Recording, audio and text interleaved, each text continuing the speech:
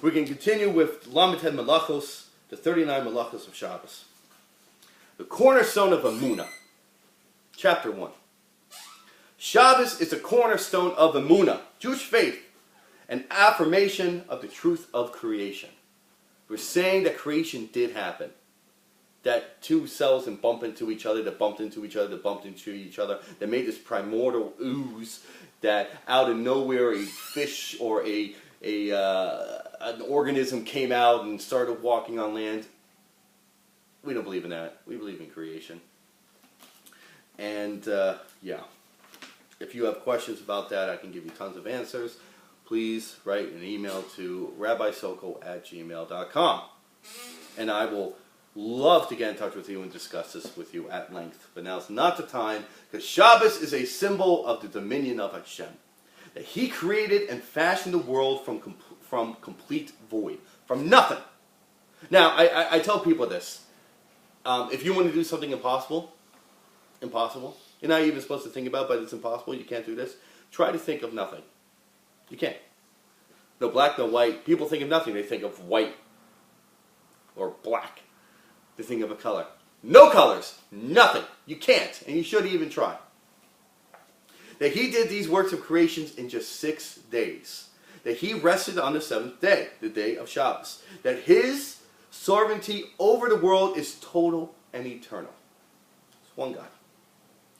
By desisting from the Melacha activities and other workday affairs, each Shabbos we perpetuate an enduring testimony and living proof to these unshakable truths. One who lays down his work in honor of Shabbos exhibits a profound commitment to the world of Torah. He brings holiness to this world and inspires an abating faith in the omnipotence of Hashem Yisborach. And this reason, the Shabbos observance is equal to all the mitzvahs of the Torah. In this age and generation, we don't value how important Shabbos really is. It's so easy to break Shabbos. We don't value the importance of it.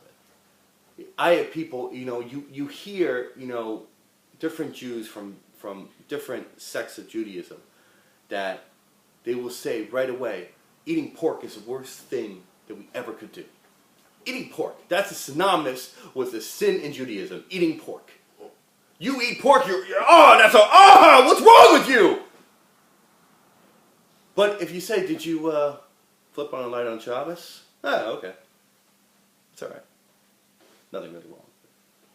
It's worse. Flipping a light on Shabbos is worse. It's in a way, it's denying Hashem created the world. Hashem rested. So it's bad. People play instruments on Shul and Shabbos. They do light displays. There was a shul that did like a light display on Shabbos that said the Torah portion in lights, and they thought it was the coolest thing in the world. That instead of reading from the Torah itself, they put it up in lights. Whatever Torah portion they said, look at the beautiful lights. It's amazing. Let's meditate to the words.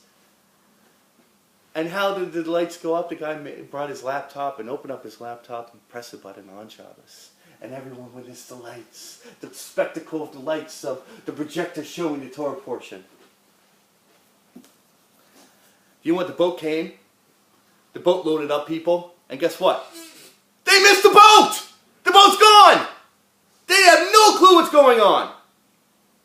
Shabbos is a day of rest. We do what Hashem wants us to do. That was pretty, the lights. Oh. Sorry for my over the top, but it's frustrating. The great rewards of Shabbos observance. Okay, so we talked about, let's get to the rewards, the beautiful rewards of Shabbos, and there are rewards for Shabbos. Shabbos is much more than a simple day of rest.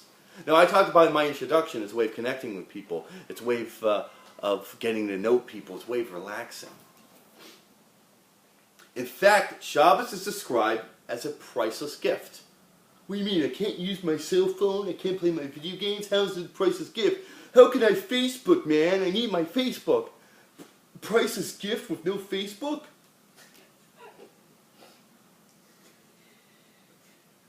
The The Talmud relates the following: HaKadosh Baruch Hu, the Holy One, blessed be He, said to Moshe, I have an exquisite gift in my treasure house. It's called Shabbos, and I wish to bestow it upon Israel. It is impossible to measure the value of the precious gift, the priceless gift, on the enormous reward for cherishing it. The ethereal beauty and serenity of the Shabbos home are but a glimpse of the true greatness of Shabbos.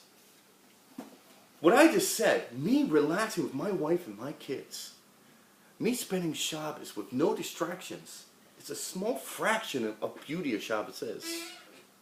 Shabbos is so much more. I know, I had a guest come to Shabbos one time and he sang at my table. And when he sang, everyone stopped and listened to his song. Now I'm not going to embarrass this person at all, but he knows who he is. And now everyone else knows who he is because he can't keep his mouth shut. But it's not just that. No, I know when I go to my brother-in-law's house on Shabbos, and I have my brother-in-laws together, and they start singing together. They all do different harmonies, and they sing together. And it's so beautiful, that Shabbos. Hearing this miros coming in. The beautiful sounds and the harmonies of song. And then when you learn Torah on Shabbos, Torah for me is enjoyable as is. It's such a great pleasure. And you learn Torah on Shabbos, and you get this. And when we daven with the minyan together on Shabbos, and then we sing and we dance and we hold hands and we dance around the bima. This is Shabbos. When do you do this during the week? You're too busy. We all are, myself included, with emails and text messages and all this other junk that fills our head. Shabbos, we don't have this. We have true joy and simcha and happiness that happens. And what makes that? Us. We make it happen because we throw that junk away. Yet various statements made to sages about Shabbos offer us some insight into the importance of Shabbos and what it means. The following are some quotations from the Talmud, the Gemara, the Mishnah, and other sources of greatness and rewards of Shabbos. Fulfillment of one's will. Hashem fulfills the will of one who keeps Shabbos. Hashem helps us. One who faithfully guards Shabbos needs only to utter a decree, and Hashem causes its fulfillment. We need something. If we keep Shabbos, Hashem's going to help us out. We're having a hard time with us, so we don't have money. We keep Shabbos with our full, and we believe in it. Hashem will give us what we need. Believe in it. It's one thing to keep Shabbos, another way to believe in it. Have faith. Hashem is going to help me out. I am doing Shabbos. I'm resting. We have people who are worried about money matters on Shabbos. People who need to work, need to get a job. Here's a great story. And we're going to finish with the story, and we're going to continue tomorrow. But during the turn of the century, Jews came to Ellis Island, and they needed a job. And jobs were scarce. People would go over to the docks, during the Great Depression in the 20s. People would go over to the docks, and the dock master, the person in charge of the docks in New York City, would select 10 men. Okay, 1, 2, 3, 4, 5, 6, 7, 8, 9, 10. You guys come on in. You're working today. Or the next day, people will line up. We're talking about 50 to 100 people come up. I only need 3 people today. You 3 are getting money so you can have food. Everyone else would starve. When you would get a job, you held on to that job because you never knew you were going to have one. As time went on, World War II happened. And after World War II in the 50s, jobs were hard. You got a job in New York City. You kept it. You held on to it. And no matter what they asked of you, you did it. My wife's grandfather, Benjamin Yehuda Przansky, he would get a job. And they would say, okay, see you Saturday. He wouldn't come in. He would get fired. Sunday, he would get himself a new job. And they would say to him on Friday, see you tomorrow. Not coming in tomorrow. If you don't come in, you're fired. Okay, fire me. I'm not coming in. It's Shabbos. They would fire him.